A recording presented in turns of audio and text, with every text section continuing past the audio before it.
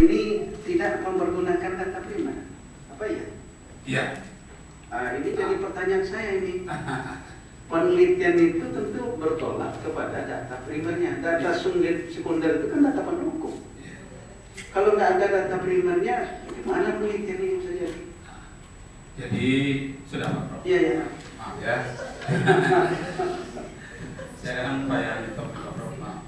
Jadi data primer ini memang tidak ada karena ini adalah penelitian normatif, asas-asas hukum. Jadi hanya memakai sekunder yang dari buku-buku. Karena data primer itu kan artinya langsung dari sumber masalah. Kalau saya karena sifatnya melalui perpustakaan, itu tidak langsung menjadi dia data sekunder. Umpamanya dari wabah Zuhaili tidak langsung, dan kemudian tentang konsep-konsep ini saya kutip, tidak bertemu dengan orangnya, hanya melalui video, tapi itu saya kutip. Jadi itu sekunder. Namun demikian, data-data sekunder itulah yang menjadi primer di dalam penelitian yang normatif. Insya Allah yang sekunder ini menempati sebagai data primer. Itulah sebagai data primer. Oke, jadi data yang perlu cari adalah perbandingan hukum perlindungan anak di Indonesia. Ada nggak hukum yang mengatur tentang perlindungan anak di Indonesia? Ada. Itulah data primer itu. Oh begitu. Itulah data primer. Iya. Ya. Kan ada hukum undang-undang tentang kekerasan, hukum undang perlindungan anak. Ya. Itulah data primer. Ya. Dan itu yang harus dianalisis, dibandingkan dengan hukum Islam yang tadi dalam garis kecilnya adalah pendapat Wahbah Zuhaili. Dibuat contohnya umpamanya memukul. Yang memukul kita katakan tadi wadribuhum li'isrisinin. Pukul. Di dalam undang-undang perlindungan anak masuk ada enggak kategori hukum pukul itu? Kalau ada, penafsiran hukumnya seperti apa? Begitu juga dalam hukum fikih, kata doroba itu tidak mutlak berarti fisik. Ini tadi sudah disampaikan oleh yang dulu. Jadi wadribuhum ada dalam arti hukuman fisik, tapi juga ada dalam arti hukuman non fisik. Nah itulah makanya kalau tadi data primer ini jelas, undang-undang tentang hukum masalah pukul ini, kemudian dalam fikih Islam yang diwakili oleh Wahbah Zuhaili seperti ini, maka nampak perbedaannya, di mana perbedaannya dan di mana persamaannya. Kira-kira ada tidak tergambar di dalam apa? Ya ada. Itu pada bab 4 sudah saya buatkan data statistiknya atau diagramnya. Juga di sebelahnya Undang-Undang Perlindungan Anak, di sebelahnya hukum Islam. Ada sebetulnya dalam ini yang ke bagian kedua. Yang kedua, yang kelemahan, bagian kelemahan. Bagian kelemahan itu cukup di situ. Tapi itu di bagian akhir nanti itu. Ada yang saya tanya yang kata hukuman fisik, di mana hukuman fisik? Iya. Jadi undang-undang perlindungan anak yang menyangkut dengan masalah hukum fisik, kemudian hukum Islam yang ditulis oleh Wahbah Zuhaili dalam kitab fikih 8 jilid itu, dalam bentuk hukuman fisik. Gimana dia? Di mana letaknya persamaan dan perbedaan? Oh ya. Kalau di Undang-Undang Perlindungan Anak itu yang menyatakan hukuman tidak boleh melakukan hukuman fisik dalam bentuk apapun dari orang tua atau guru atau pengasuh hukuman fisik. Jadi dalam keterangannya itu ditemukan hukuman fisik itu menjewer, memukul, termasuk membuat anak itu berdiri di tengah panas, push up, dan banyak lagi beberapa keterangan itu yang merupakan melelahkan fisiknya. Itu menurut pasal 84 pasal 82 dari Undang-Undang Perlindungan Anak mengatakan tidak boleh sama sekali. Kalau Mbak Zuhaili, Kalau Mbak Zuhaili dia mengartikan dari hadis murusabiyah itu, dia mengatakan juga tidak boleh. Akan tetapi berikan takzir itu adalah merupakan yang terakhir, tapi juga tidak boleh menyakiti. Seperti yang pertama tadi itu. nah ini yang digarisbawahi, tidak boleh menyakiti. Maksudnya tidak boleh Berarti hukum itu ada dua, ada dalam bentuk fisik, ada dalam bentuk non fisik. Oleh karena itu ketika dia memahami hadis wadribuhum bisinin itu dia jelaskan di situ hukuman itu, kata doroba itu tidak selamanya berarti fisik. Nah ini mungkin barangkali perlu diperjelas. Kemudian yang berikutnya itu ada hadis tentang kias. Ada kias itu, tapi di situ saya lihat rawahul Profesor Juhaya. Kemana itu? Apakah Juhaya itu ulama hadis? Ya, itu maaf Profesor. Karena saya banyak mengutip dari buku-buku, ternyata dalam bukunya itu ada hadis. Saya berencana akan menyelidikinya lebih lagi, tapi rupanya ada masalah teknis lagi, akhirnya saya terfokus kepada yang lain. Jadi, dan itu wajib dirubah. Karena yang boleh dikutip itu adalah dalam kutub tis'ah. Ya, kitab-kitab syarah pun itu masih mamnu, masih dilarang. Jadi kita harus pada meraji' yang asli gitu ya. Apalagi ini Wahbah Zuhaili, siapa pula kan Juhaya Profesor ahli filsafat ya kan. Nah yang terakhir ini barangkali yang perlu masukan ya untuk perbaikan. Pertama daftar isi tadi ya sesuaikan. Kemudian yang kedua teknik pengutipan dan pembuatan footnote.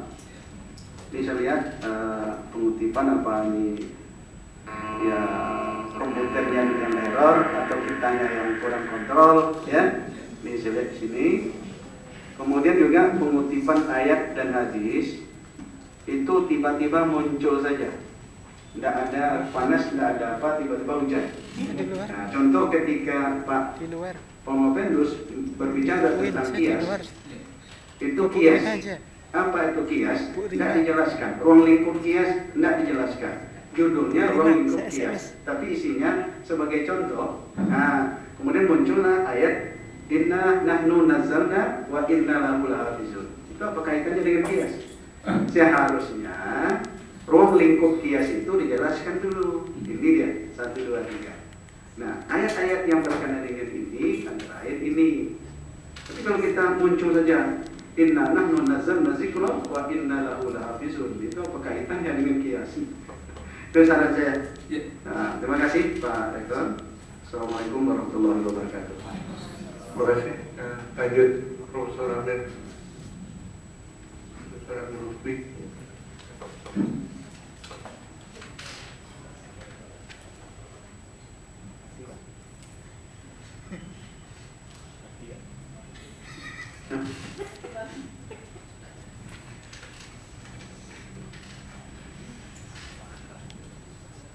Bismillahirrahmanirrahim. Saudara Pomopendus, ada beberapa hal yang ingin saya jelaskan.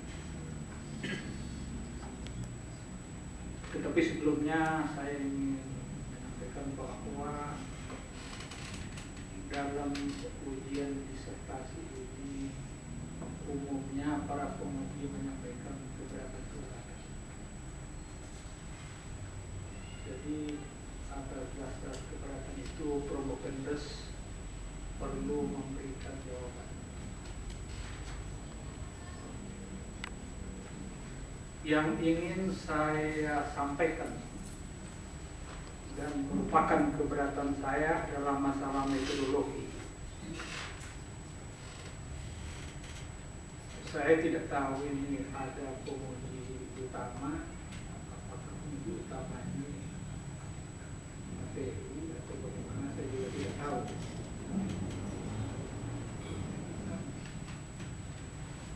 Jadi oleh sebab itu saya kembali ke awal, yaitu masalah metodologi ini. Saudara Pengopendes menulis atau mengajukan disertasinya dengan judul Analisis Kritis.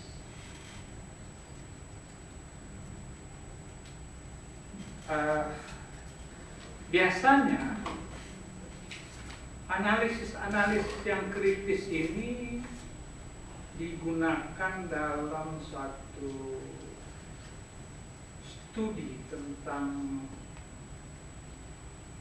filologi ataupun sastra. Ada kritik teks. Jadi saya ingin mendudukkan di mana kira-kira penempatan analisis kritis ini. Ya, sebelum itu saya ingin meneruskan dulu.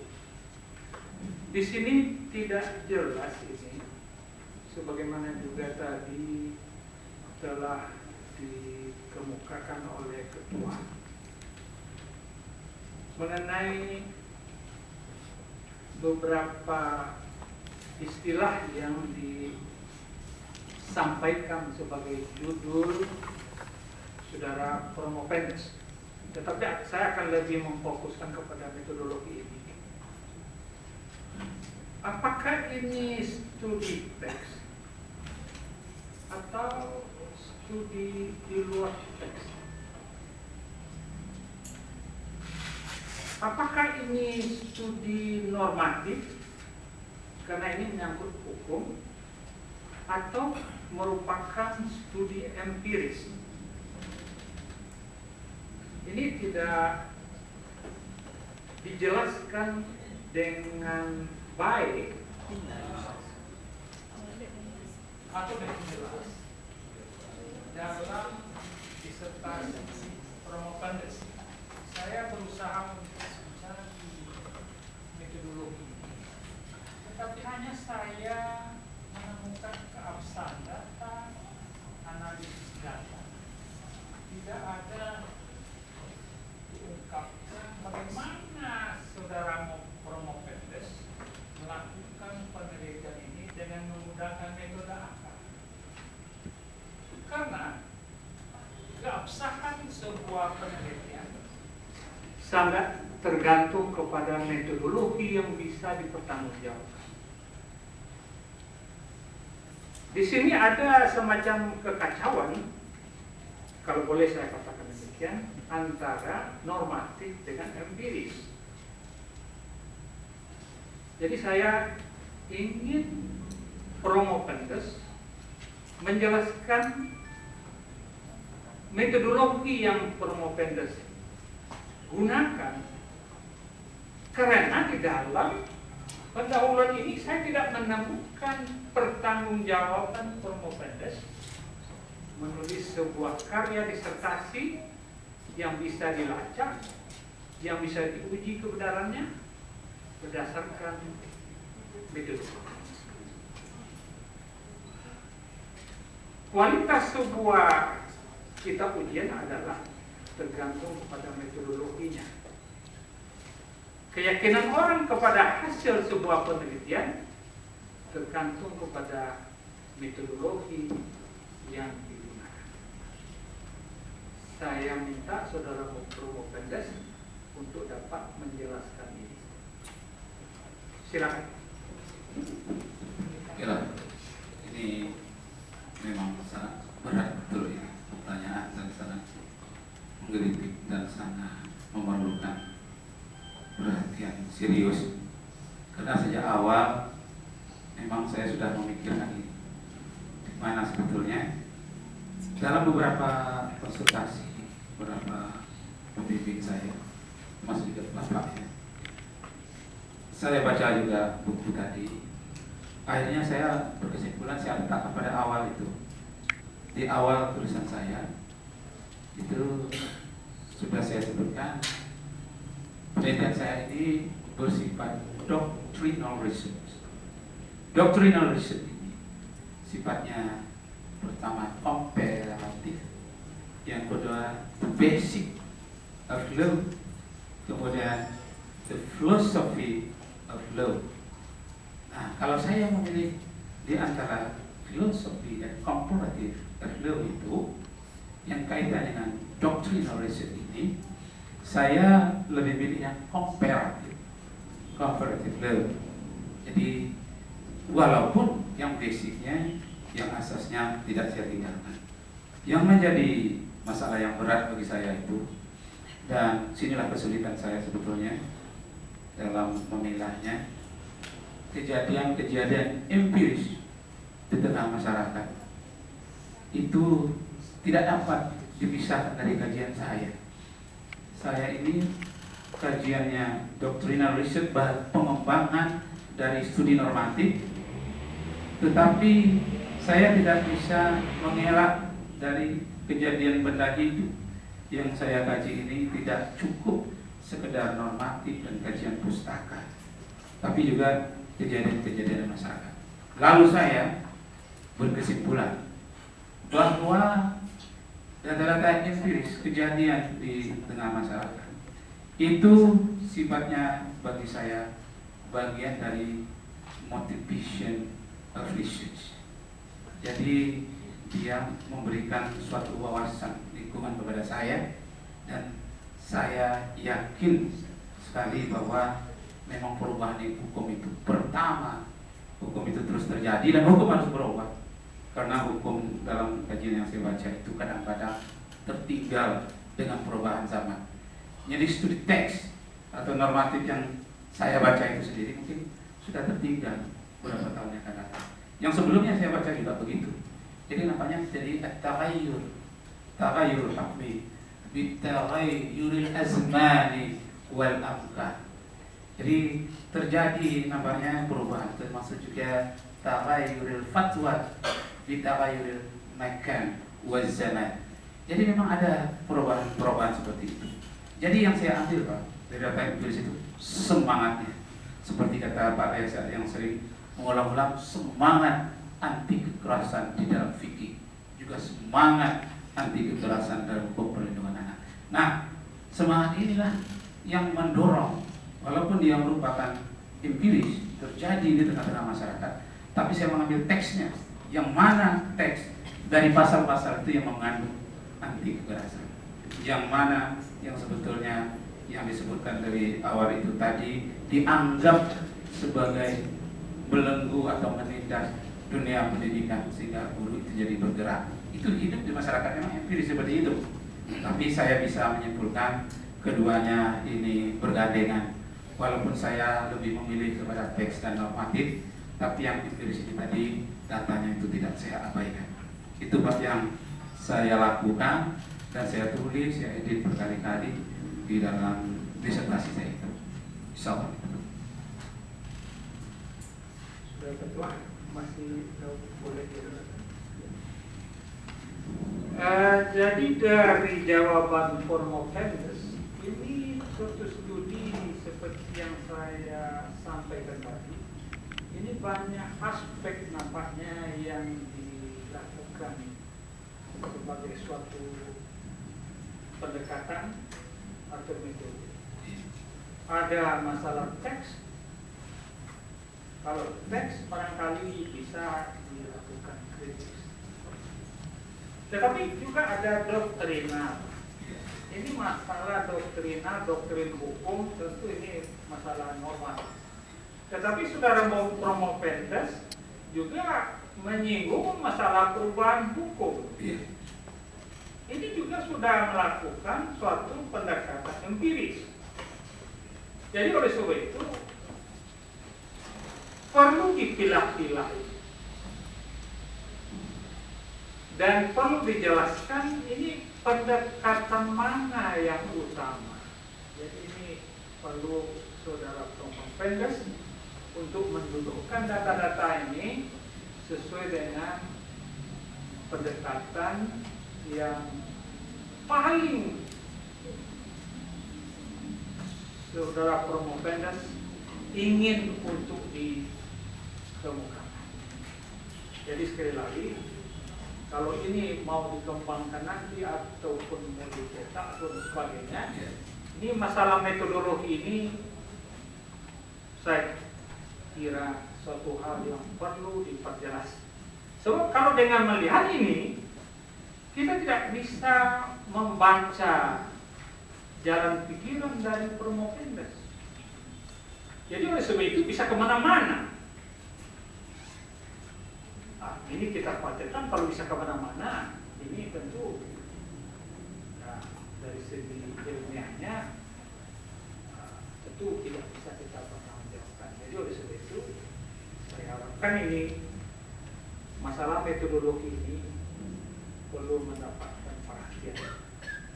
Saya kira demikian Saudara Ketua.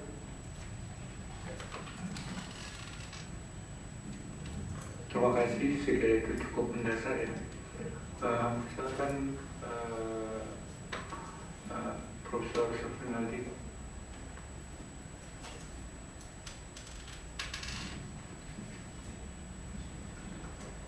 Terima kasih Pak Ketua. Saudara Promopendes, ya, tadi sudah banyak didiskusikan juga, dipertanyakan oleh penguji sebelumnya. Dengan latar belakang hukum dunia yang saya miliki, bukan syariah, maka saya akan lebih banyak menyoroti undang-undangnya. Analisis kritis kembali pada yang semula dipertanyakan tadi, tentu tidak satu undang-undang utuh tentang perlindungan anak itu yang dianalisis. Pasal manakah yang paling berkenan dengan disertasi, terutama kekerasan terhadap fisik yang dilakukan penelitian ini?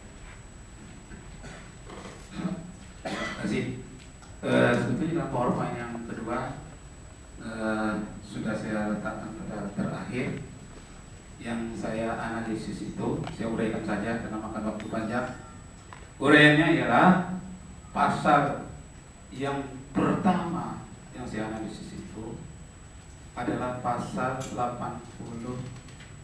Undang-Undang Nomor 23 Tahun 2002. Nah, Undang-Undang tahun 2002 ini bagaimana nanti direvisi lagi. Tapi direvisi ini tidak merubah pasal, tapi menambah ayat-ayat. Karena sebelumnya tidak dimasukkan perlindungan anak yang di daerah perbatasan, bukan di. Bisa dibacakan bunyi pasalnya? Pasal 80 menyatakan setiap orang yang melakukan kekerasan terhadap anak dapat dikenakan hukuman penjara 3 tahun penjara atau denda 70 juta rupiah. Nah, itu bunyinya. Jadi siapa? Lanjutan dari ayat itu mengatakan termasuk guru panggung, orang tua, pelindung, pendidik yang melakukan kekerasan dapat dikenakan penjara atau denda, bahkan yang sudah direvisi itu katanya sampai 4 miliar rupiah. Jadi setelah revisi ini tambah besar nampaknya hukuman denda ya, pada pasal yang sama yang terpantau oleh saya. Jadi satu pasal saja ya, pasal 80 tadi? Oh banyak, dia mulai dari pasal 80 sampai pasal 93 itu berkaitan semuanya dengan kekerasan terhadap anak. Nah, dari rangkaian pasal-pasal itu dalam penuntutan sudah ada kan yang sampai, saya tulis itu sudah ada yang sampai ke Mahkamah Agung yang terjadi di Rengat, yang sudah sampai ke Mahkamah Agung. Di Mahkamah Agung itu menerapkan pasal itu, guru tadi lepas dari jeratan pasal itu. Kenapa? Karena alasannya guru itu bukan melakukan kekerasan tapi melakukan hukuman disiplin. Akan tetapi jaksa pada waktu itu melakukan peninjauan kembali. Herzeine. Dan Herzeine ini belum saya temukan. Jadi yang menjadi keresahan seperti yang Bapak tanyakan itu tadi, saya lihat dalam tanya jawab hukum juga di internet, kemudian di majalah-majalah, yang paling banyak dipersoalkan memang pasal 80, 81 sampai pasal 83 ini yang sangat menakutkan bagi orang tua dan guru. Nah, pasal inilah yang dituduhkan dari awal itu tadi yang disebut dengan perusak pendidikan. Kenapa? Karena guru tidak berani memberikan hukuman disiplin, bisa dikenakan hukuman penjara. Padahal dalam yang sampai ke Mahkamah Agung, guru ini lupa sebetulnya. Walaupun Herzeining itu belum tahu keputusannya, tapi untuk tingkat kejaksaan tinggi dia sudah terlepas. Di Mahkamah Agung sudah terlepas. Herzeiningnya yang belum ada keputusan.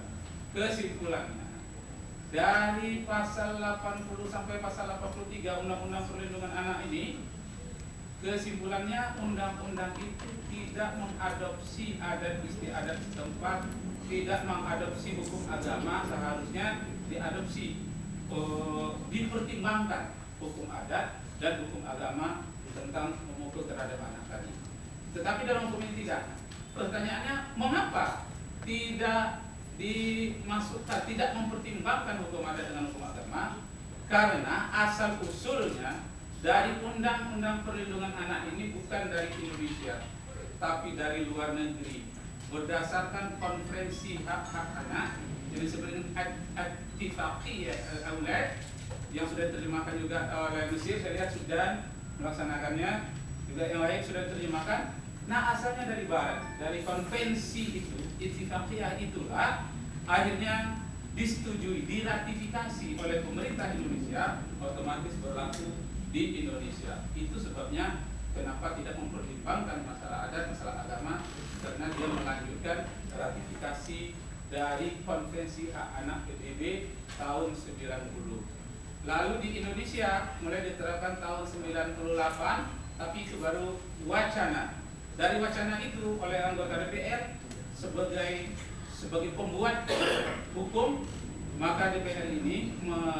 mengadakan pertemuan beberapa kali, hampir diundangkan, belum jadi, sampailah tahun 2002 akhirnya menjadi Undang-Undang Nomor 23 tahun 2002. Masih ada yang belum tercakup.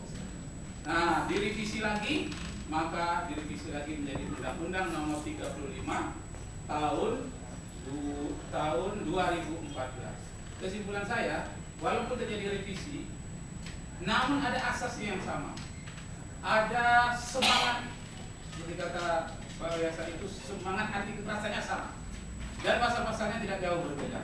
Yang intinya guru tidak boleh lagi memukul murid. Orang tua tidak lagi boleh memukul anaknya. Masyarakat berhak mengadu, bahkan pemerintah daerah berhak untuk membuat aturan tersendiri bahwa hak anak ini harus dilindungi dan perkataannya, ucapannya, aspirasinya harus didengarkan oleh pengadilan. Jadi bukan hanya di kalangan masyarakat, pendidik, orang tua, tapi juga suara anak mulai didengarkan oleh pengadilan. Itu Pak yang sepanjang sejarahnya yang saya bisa pahami. Baik, ada berapa kasus yang Bapak analisis ini? Kalau kasus yang sampai ke Mahkamah Agung, yang sudah sampai ke Mahkamah Agung baru satu yang terpantau oleh saya.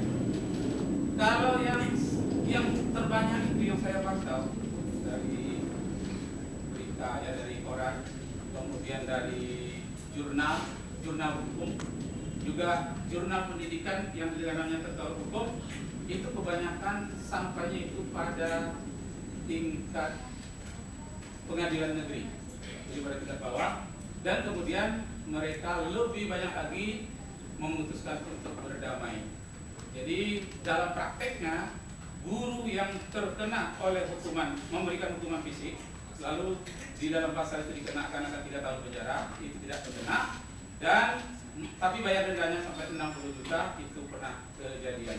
Dan ada dalam catatan-catatan khusus yang saya berikan, bahwa kebanyakan antara murid yang melaporkan ke polisi, wali murid maksudnya, dengan guru, itu lebih banyak melakukan perdamaian daripada langsung membawa kepada pengadilan. Itu yang bisa saya pahami. Itu nggak ada dalam sindikan Pak ya? yang disampaikan tadi tidak ada kan?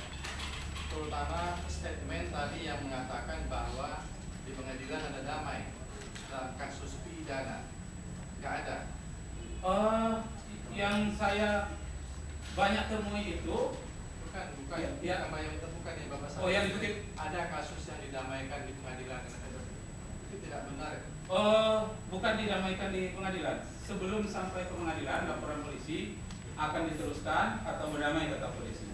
Jadi dalam prakteknya yang saya baca itu sebelum sampai ke sana mereka memilih untuk berdamai. Dan guru tersebut, oknum guru maksudnya, dan lebih memilih untuk membayar denda. Dan itu sudah terjadi. Nah, itu. Baik, pasal 80 tadi, Ya. apakah kemudian dengan amandemen tahun 2014 dilakukan perubahan atau tidak? Tetap.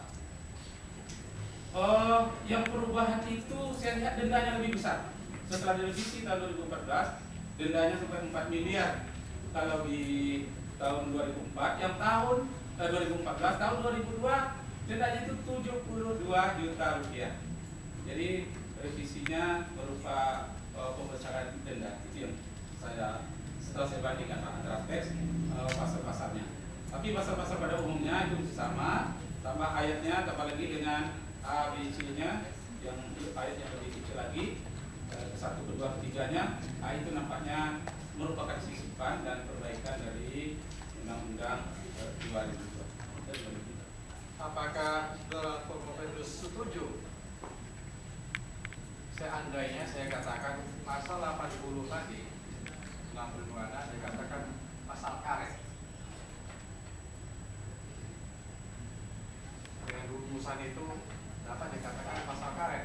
Jadi sentil saja kuping anak dianggap kekerasan, lagi dipukul. Iya. Memang pasal ini kalau kita lihat Pak, memang merupakan kelah. Bukan setuju atau tidak jawabannya? Kelah. Setuju atau tidak? Iya.